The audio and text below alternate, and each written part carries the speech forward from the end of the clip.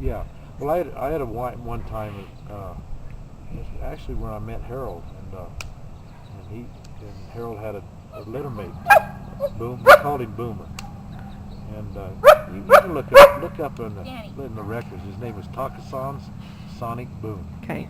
And belonged to Bill and Jenny Strout, Phoenix. And anyway, Bill showed up, come out, and I was training dogs one day, and Harold come out.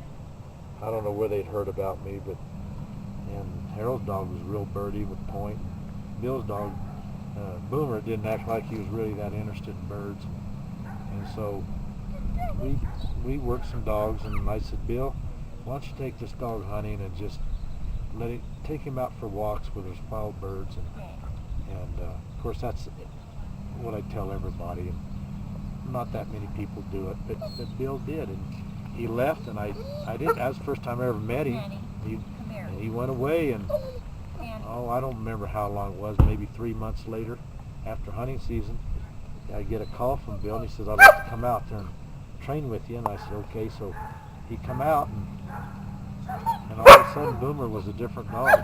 He saw Birdie about 4 years over, and he just loved him. And I said, what did you do? And he said, well, I just went out and did what you said. I just went out and worked him on birds, and or walked with him where there's wild bird, and he got to chasing them. And he said, during hunting season, I got to shooting them and killing them for him. He said, I didn't make him do anything. He said, he's wild. And I said, man.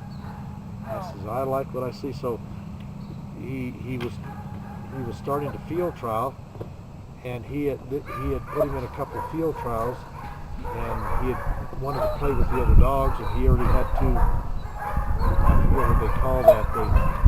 They write you up, and if you have three of them, you can't be barred for life. And I think he might have had. I'm not real sure about this, but whether he had any write-ups, but there was a lot of conversation with the California Wyoming people about the dog. He was a fighter, and Bill said, do you think you get him out of it? And I said, well, I don't know. So I started breaking him, and I took him broken one summer, and he was very hard to break. He was just like I told you. I thought I had him ready, and he just kept wanting to. I mean, I spent 30 days. He would not come. He just wanted to run him up. He loved birds. He just run them up. So finally I started nicking him with that collar, and then he went to blinking. And so then I wouldn't let him blink. And first thing you know, he started pointing. His tail came up, and it took me about 6 months to break him. And so finally, the day came to run him in his first field trial, and I'll never forget because there was a short hair trainer there that had just turned pro, and he'd had Miamis at one time, and they those folks a lot of times make fun of your dogs, and they want to know, I see you got a gray ghost, and I said, yeah. He says, yeah, I used to have him. He was making all kinds of stories and running them down. I didn't say anything, because I'm not going to brag on Boomer, because Boomer had been doing pretty good, but you never know him. You put him in their first field trial. Well, anyway, I was braced for this fella. He's really a nice guy, really. We're still friends, and we turned these. He had a short hair.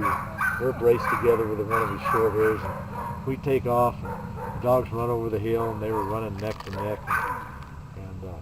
And before I could get to the top of the hill, way out yonder, here come that short hair back, and his old tongue was flopping back and forth. And he was, and Terry got off his horse to water him, and I kept riding, and I looked way out there, and I saw this gray thing standing out there. And as I got closer, he was pointing. I could see his tail up. I thought, oh, he's not going to stay there. Oh. And he did stay there. And I flushed the bird, and I got third place with him in the first. Wow. And anyway, this gentleman has never said anything about my Wyoming ever again. And that was the only Wyoming I ever field tried. And Boomer was really running. He was really running and big, and we finished. That was in, I run him his first trial, I think, in November, and by the end of April, he was a field champion, and he was #1 in the country, and he got valley fever, and it was back then before they had the key and homicide. And they would treat him with arsenic, real arsenic, and I think they overdid him because he died. The dog died while he was being treated for valley fever, and he'd only been running the field trials for 6 months. And at the end of the year, on the top 10, the last week, a dog edged him out, and he was number 2, and he'd been dead for half a year. He was also a dual champion, He was right? a dual champion. That's wow. And I don't have any pictures of him on point, but I've got it. Bill sent me a show picture of him, and I've got a picture of him. And so that's my claim to fame with wine runners. And I had a lot of fun with him because everybody tried to make fun of him, you know. And but old Boomer gets you. Then